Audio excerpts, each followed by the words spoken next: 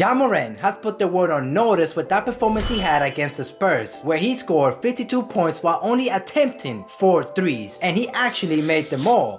Plus, he had this dunk and this buzzer beater right here. And I don't need to be explaining more from that game because I'm pretty sure all of you have seen all the highlights. But the funny thing is, he's been doing this the whole season. He did force himself into the top 3 in the MVP conversation because of that game, but if he keeps that up, he might win the MVP because nobody's really sure who the MVP is in this season. Joel Embiid can win it, DeMar DeRozan can win it, Nikola Jokic can win it, and even Giannis Antetokounmpo can win it. So in this video, we are going to take a look at how amazing Ja Morant has been playing and if he actually has a chance to win the MVP. So he did start the season on an incredible way by averaging 28 points while shooting 52% from the field and 38% from 3. But then he kind of slowed down in November, averaging just 22 points while shooting 45% from the field and 33% from 3. Those numbers are still amazing, but those are not MVP numbers. Back on November 26, Ja Morant got hurt. He injured his left knee. It was a scary thing, because he had to get carried off the court. But thankfully, nothing serious happened because he came back a month later on December 20th. While he was gone though, the team played 12 games and they actually won 10 of those games. So a narrative was going around that the team was actually better without Ja Morant. And I get where people were coming from because before Ja Morant got hurt, the record was 9-10. And by the time he came back, the Memphis Grizzlies record improved to 19-12. Which is a crazy improvement and was crazy because without their best player, they were actually winning a lot of games. But that was thankfully to their bench. Their bench is really deep and it's really good. Plus the first 2 games that Ja Morant played, they actually lost and he didn't play that well either. But right after that, the Grizzlies and Ja Morant got on fire, winning 11 straight games. They didn't look back after that. And since they won 11 straight games, they improved their record to 30-14, which put them in the 4th seed in the West. And through that winning streak, Ja was on fire, like I said, averaging 27 points with a plus-minus of 11 per game, while shooting 51% from the field and 40% from 3. And after that streak, he didn't slow down either.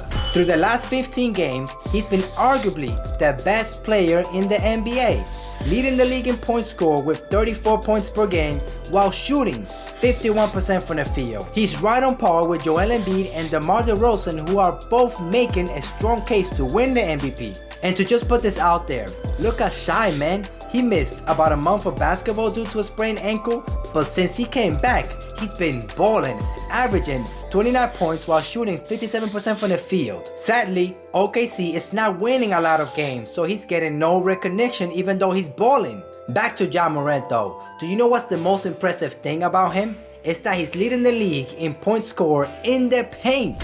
Just look at who are in the top 10 in this category. All centers or power forwards. All of these players are 6'9" or above and weigh more than 240 pounds or more. Ja Morant is only 6'3" and weighs about 175 pounds. That's a big difference from those big guys, those centers and power forwards. But to make this stat more ridiculous, just look at how many points he's been scoring in the paint the last 15 games. That's 5.2 points more than LeBron, who ranks 2nd in this category. That's the same difference between LeBron James and Jonas Valanciunas, who ranks 21st. Plus, just take a quick look at Shy. He also appears in this category. Dude been balling. A few days ago, I came across a video from Stephen A. Smith where he said Ja Morant is a taller version of AI. So I decided to go back and watch some highlights from AI. And it is true, both of them are fearless and play with a lot of heart. So because of that, I decided to compare some stats from Ja Morant and AI. Ja Morant is in his 3rd season, so let's compare that season with AI 3rd season. Right off the bat, we can see the stats are almost identical. In both of the 3rd season, Ja looks to be way more efficient than Allen Iverson. That's no knock to Allen Iverson. He was spectacular. Plus, he was actually my favorite player growing up. And he's the reason why I started playing basketball and fell in love with the sport. I remember having a GameCube back in the year like 2005. And I had this one game called NBA Courtside 2002, I think it was. I'm pretty sure some of you know it, but maybe some of you don't. And I always used to pick the 76ers just so that I could play with Allen Iverson and score as many points as possible. And now that we're talking about scoring points, Ja already has 5 of the top 10 highest games in Grizzlies history. From the top 5, 4 belong to him.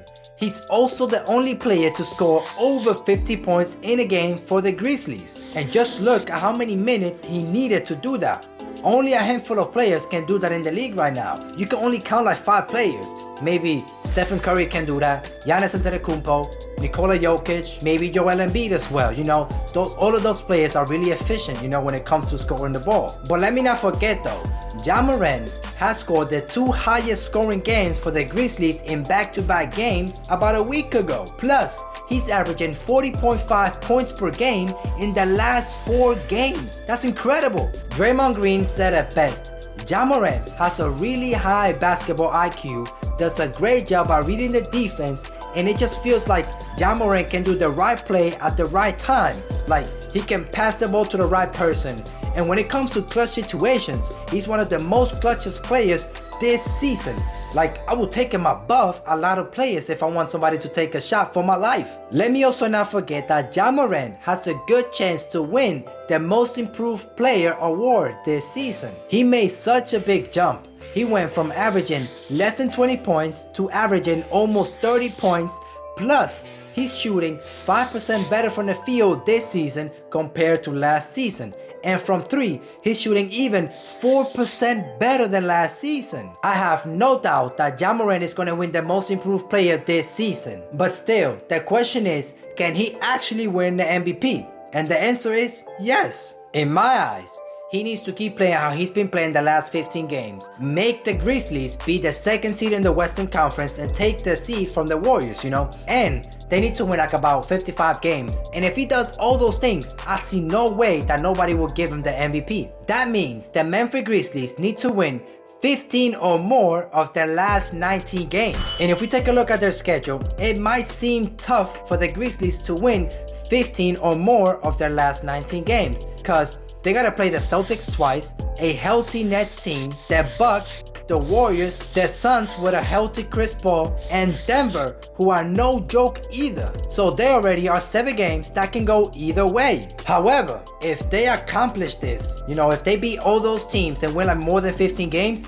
I wouldn't have a problem with giving the MVP to Ja Morant, and I wouldn't even be surprised if the Memphis Grizzlies make it to the finals and eventually win the championship. I'm pretty sure no team in the Western Conference or the Eastern Conference wants to see the Memphis Grizzlies in the playoffs, because they are dogs. They play hard every night. But let me just say this though, let's enjoy Ja Morant's game before we start criticizing him in the future, because in 2-3 years in the future, if he doesn't win a championship, or if he doesn't win an MVP, or if he doesn't live up to the expectations, we are going to start criticizing him. We do that with every player, you know what I mean? With Giannis Antetokounmpo, we were doing that. He won 2 MVPs, but never won a championship. Oh, didn't make it past the conference finals. Got swept by the Miami Heat. We were always criticizing Giannis Antetokounmpo until he won a championship. So let's just change that. You know, as a basketball community, let's change that narrative about a player not winning a championship when they are just 25 years old. Let's